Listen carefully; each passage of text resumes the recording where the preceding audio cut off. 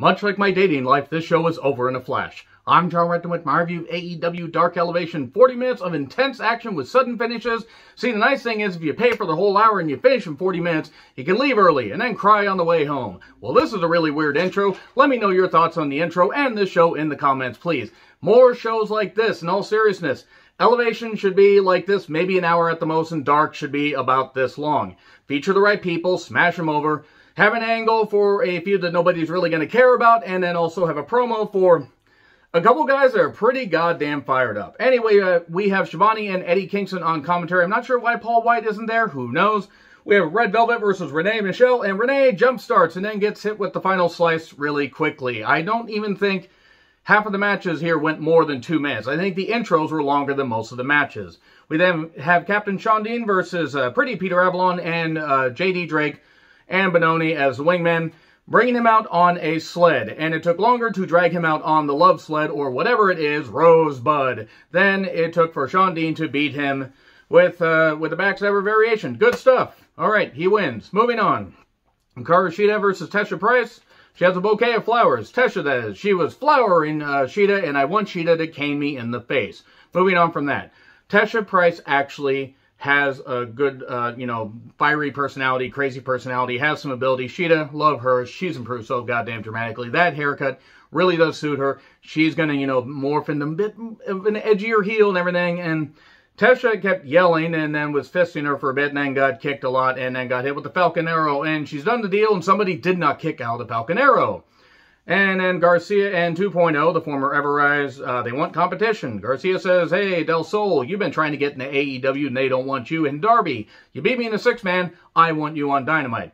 Apparently he isn't learning his lesson, but hey, they're trying to feature more people. I can't fault them for that, so let's see what this guy can do in a one-on-one match. So it's supposed to be Joey Janela and Sonny Kiss teaming up, and oh, Joey attacks Sonny Kiss during their entrance, pretends to be shocked. Everybody and their grandparents and their great ancestors that had been long since dead saw this coming. It's a feud I don't really care about, but if you're going to feature Joey Janela, you might as well feature him as a heel. Have Sonny Kiss win this goddamn feud. But yeah, they were supposed to take on Baron Black and DMC, I believe was the name. DMC got thrown onto the steps, and that was pretty much it. And then a pile driver on the little staging area because they were back in Daly's place. Kylan King was there also. So, and she was in the crowd, among a bunch of wrestlers. And, hey, it was what it was. They're trying to establish Joey as a heel. I mean, okay. I don't really care about this feud, but it is what it is.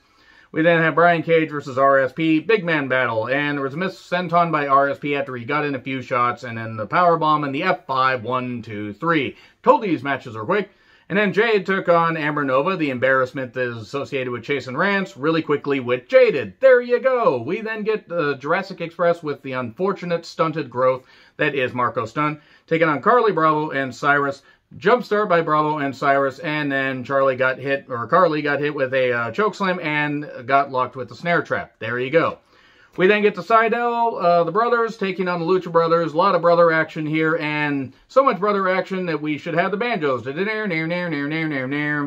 So we get flippy shit, and Phoenix is otherworldly, and man, there's a lot of kicks and flippy kicks and chops and everything and all the stuff, but you know what? It wasn't dull. I'll give him that much credit. Spike DDT by Mike Seidel, Tower of Doom attempt. There was an attempt. And then we get a double Meteora, but then we get a stage bump, and Mike is left all alone to get hit by the package pile driver 1, 2, 3. That's it right there.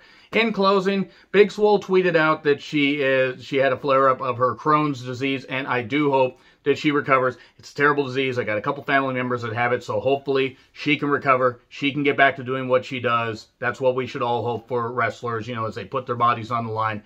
Let's hope for that. So yeah, that's it. Literally. Under 40 minutes, and it was what it was. Agree, disagree, what I said, like, share, subscribe, Twitter handle in the description. I'm John Retton. I'll see you soon.